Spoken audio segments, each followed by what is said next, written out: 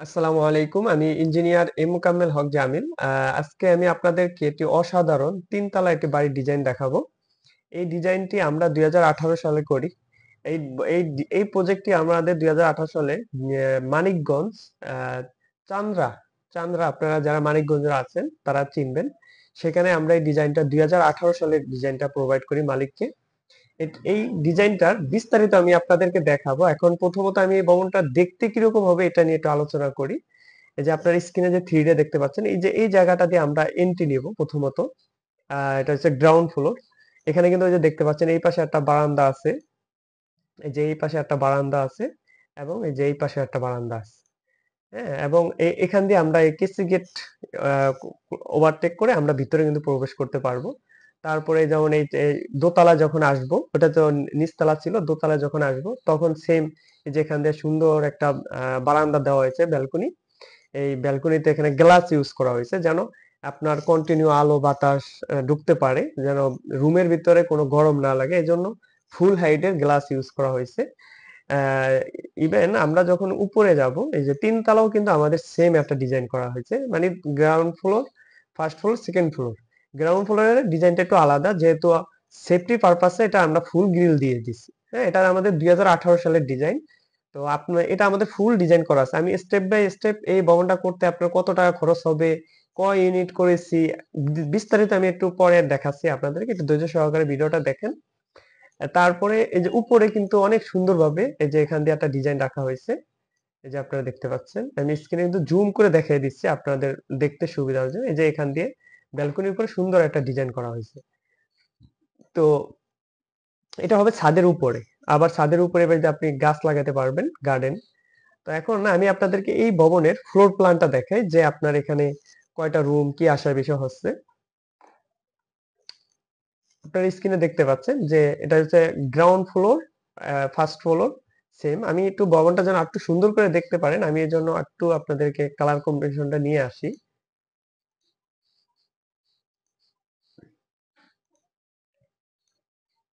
এই যে এখন আপনারা স্ক্রিনে যেটা দেখতে পাচ্ছেন এটা হলো যে 3D টা দেখছেন এটার ফ্লোর প্ল্যান এবং এটার মেইন স্ট্রাকচার ডিজাইন থেকে সবকিছু আমাদের কাছে করা আছে। এই যে এটা হচ্ছে ground floor, first floor and second floor. তার মানে ৩ তলা একটি ভবন। তো যখন আপনারা এই ফ্লোর প্ল্যানের প্রথম আমরা যখন এই যে সিঁড়ি দিয়ে ভিতরে এন্ট্রি করব তখন এই যে সিঁড়িটা পাবো, সিঁড়ির মাপটা হলো ৭.৫ ফিট বাই ১৫.৫ ফিট। সুন্দর একটা স্ট্যান্ডার্ড মেজারমেন্ট দিয়ে একটা সিঁড়ি তৈরি করেছি। তারপরে এখানে আছে ফার্স্ট ইউনিট। যেহেতু এটা গ্রাউন্ড ফ্লোরে এই জন্য আমরা এটা ফার্স্ট ইউনিট করেই কাউন্ট করেছি। তো যখন আমরা হাতের বাম পাশের ইউনিটে চলে আসব, এই যে আপনারা দেখতে পাচ্ছেন হাতের বাম পাশের ইউনিটে যখন আসব তখন প্রথম আমরা মেইন দরজা দিয়ে এন্ট্রি করলে পাবো ডাইনিং এবং লিভিং রুম, মানে sofa room cum dining room. তো এটা আমরা মেজারমেন্টটা আমরা এখানে যা মেজারমেন্টটা পেয়েছি ১৩ ফিট ৮ ইঞ্চি বাই ১৮ ফিট ৪ ইঞ্চি। তারপর যখন আমরা সামনে চলে আসবো সেখানে একটা গেস্ট বেডরুম পাবো যা ১০ ফিট ৪ ইঞ্চি বাই ১২ ফিট। তারপরে আমরা এই পাশে হাতের বাম পাশে একটা মাস্টার বেডরুম পাবো। সাথে এই যে দেখতে পাচ্ছেন একটা অ্যাটাচ টয়লেট আছে ৭ ফিট বাই ৪ ফিট। তারপরে মাস্টার বেডরুমের মাপ ১২ ফিট ৪ বাই ১২ ফিট। এগুলো কিন্তু একদম ক্লিয়ার মেজারমেন্ট। এখানে কোনো আপনার এই রুমগুলো তৈরি করার পরে এই মাপের আপনি একদম স্পেস পাবেন, পারফেক্ট স্পেসটা পাবেন। তারপরে সামনে যখন আসবেন এই যে বারান্দাটা, এই যে ৯.৫ ফিট বাই ২ ফিট ৯ ইঞ্চি বারান্দাটা রাখা হয়েছে। এখানে কতটুকু জমি লাগছে এগুলো সবকিছু কিন্তু আমি আলোচনা করব। তারপরে আমি যখন এই যে পিছনে আসবো, পিছনে আসার পরে এই যে আরেকটা মাস্টার বেডরুম, মানে এখানে ২ টা মাস্টার বেডরুম রাখা হয়েছে। পিছনের মাস্টার বেডরুমটার মেজারমেন্টটা হলো ১০ ফিট বাই ১২ ফিট, সাথে যেই বারান্দা ১০ ফিট বাই এখানে এদিকে হলো ১০ ফিট, এদিকে হলো ২.৫ ফিট। তারপরে এখানে অ্যাটাচ টয়লেটের মেজারমেন্টটা হলো ৭ ফিট বাই ৪ ফিট। তারপরে যখন আমরা ডাইনিং ক্রস করে যখন পিছনে চলে আসবো তখন সেম একটা কমন টয়লেট পাবো ৫ ফিট বাই ৫ ফিট। কিচেনের মাপটা হলো ৮ ফিট ৩ ইঞ্চি বাই ৫ ফিট। ঠিক আছে? তো এখন আমি যেহেতু আমার হাতের বাম পাশে এটা যেহেতু ২ ইউনিটের ফ্ল্যাট, তো হাতের বাম পাশ এবং ডান পাশ কিন্তু সেম। আমি আর বাম পাশ ডান পাশটা আমি আপনাদেরকে একটু স্ক্রল করে দেখিয়ে দিই। এই যে দেখতে পাচ্ছেন সেম ডাইমেনশনে আছে। যেহেতু এটা ২ ভাই মিলে করতেছে। এটা এই প্রজেক্টটা কিন্তু প্রজেক্টের লোকেশন হলো আপনার ইয়াতে মানিকগঞ্জ। হ্যাঁ? মানিকগঞ্জ এই প্রজেক্টটা করছে। প্রজেক্টের মালিকের নাম হলো মোস্তফা। মোস্তফা মির্জা মানে বংশ মির্জা। তো যাই হোক, এখন আমি আপনাদেরকে এখানে কত স্কোয়ার ফিট, আপনার এখানে কতটুকু জমি লাগবে আমি সেটা আপনাদেরকে বলে দিচ্ছি। এখানে টোটালি আমাদের যেই বিল্ডিং এর জন্য কতটুকু জায়গা লাগবে, বিল্ডিং এর জন্য আমাদের 55 ফিট, মানে এদিকে দৈর্ঘ্য মানে প্রস্থটা 55 ফিট প্রয়োজন হবে। আর পিছন দিকে যে আমাদের দৈর্ঘ্য আছে, দৈর্ঘ্যটা প্রয়োজন হবে একদম বিল্ডিং টু বিল্ডিং, হ্যাঁ, আউট টু আউট প্রয়োজন হবে 37 ফিট।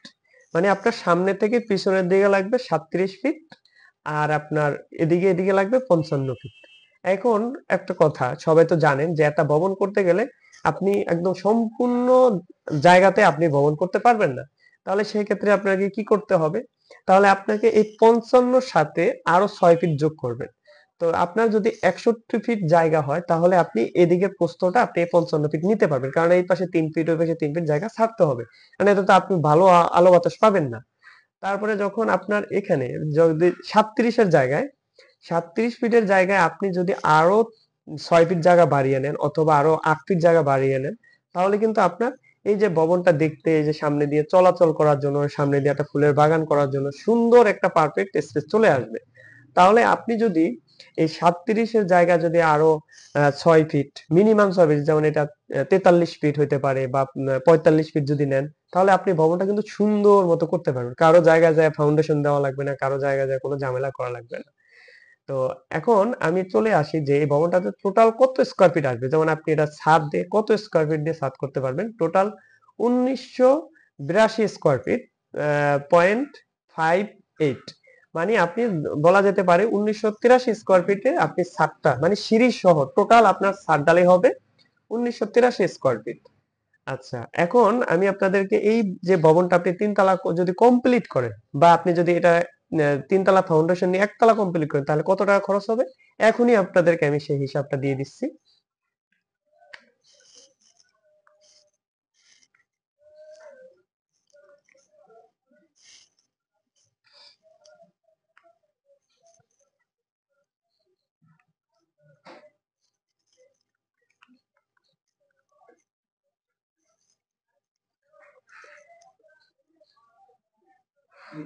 আপনি যদি এই ভবনটা আহ, একদম 3 তলা ফাউন্ডেশন দিয়ে এই 2 ইউনিটের যদি ফুল বিল্ডিংটা কমপ্লিট করেন, এটাতে কিন্তু আপনার 3টা বেডরুম, ডাইনিং, 3টা টয়লেট, 2টা বারান্দা, হ্যাঁ, এইভাবে যদি আপনি ফুললি এই বিল্ডিংটা 3 তলা কমপ্লিট করেন, আপনার প্রায় 90 লাখ টাকার মতো খরচ হবে, একদম A to Z কমপ্লিট। হ্যাঁ, এটা হলো আনুমানিক। আর তারপরে যদি আপনার একদম রিয়েল এস্টিমেট লাগে, আপনার রিয়েল এস্টিমেট লাগলে আমাদের সাথে অবশ্যই যোগাযোগ করবেন। আমরা যেমন এই ভবনটা টোটাল ডিজাইন আমাদের কাছে করা আছে, যেহেতু আমরা এটা প্রোভাইড করছি 2018 সালে। আর আপনি যদি এই ডিজাইনের সাথে আমাদের স্ট্রাকচার ডিজাইন আছে, যেমন আমি আপনাদেরকে একটু দেখাই তাহলে বুঝবেন। এই যে দেখেন, এখানে টোটাল স্ট্রাকচার ডিজাইন করা আছে, এবং এটার আরেকটা পার্ট আছে যেটা ইলেকট্রিক, আর্কিটেক্ট এবং আর্কিটেক্ট প্লাম্বিং সহ আরেকটা পার্ট আছে। তা আপনারা যদি টোটাল ডিজাইনটা নিতে চান তাহলে অবশ্যই আমাদের সাথে যোগাযোগ করবেন, আমি স্ক্রিনে নাম্বার দিয়ে দিব। আর এটা এই ভবনটা যদি আপনি যে না আপনি 1 তলা কমপ্লিট করবেন, তাহলে আপনার কত টাকা খরচ হবে আমি সেটা আপনাকে বলে দিচ্ছি। মানে 3 তলা ফাউন্ডেশন দিয়ে যদি 1 তলা কমপ্লিট করেন,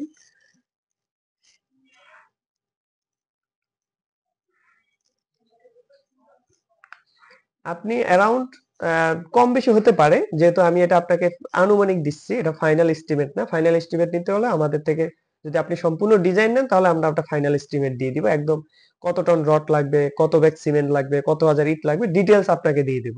অবশ্যই ফাইনাল ডিজাইন যদি আপনি নেন, এটা আপনাদেরকে একটা আনুমানিক ধারণা দিচ্ছি, বাট এটা কোনোভাবেই আপনি এটাকে 100% ধরতে পারবেন না। এটা জাস্ট একটা আইডিয়া, ঠিক আছে? এই খরচটা এখন যে আপনাকে 1 তলা কমপ্লিট করেন যদি এই ভবনটা, তাহলে আপনার অ্যারাউন্ড আপনার 35 লাখ প্লাস হইতে পারে। 35 বা 40 লাখের ভিতরে আপনার অ্যারাউন্ড 1 তলা কমপ্লিট করতে পারবেন এই 2 ইউনিটের বাসায়, 2 ইউনিটের 1 তলা কমপ্লিট করতে পারবেন। তো আজকের এই ভিডিওটি এই পর্যন্তই আমি রাখবো। পরবর্তীতে আরেকটা ইনশাআল্লাহ আরেকটি ভবনের ডিজাইন আপনারা পাবেন। অবশ্যই আপনারা যদি আমার এই ভিডিওটি ইউটিউব চ্যানেলে দেখে থাকেন, তাহলে আমার এই ইউটিউব চ্যানেলটি সাবস্ক্রাইব করবেন। আর যদি আমার এই ভিডিওটি আপনি ফেসবুক পেজ থেকে দেখে থাকেন, তাহলে অবশ্যই আমার ফেসবুক পেজটি লাইক ফলো দিয়ে রাখবেন। তো আজকে এই পর্যন্তই। সকলের সুস্বাস্থ্য কামনা করছি। আল্লাহ হাফেজ। আসসালামু আলাইকুম।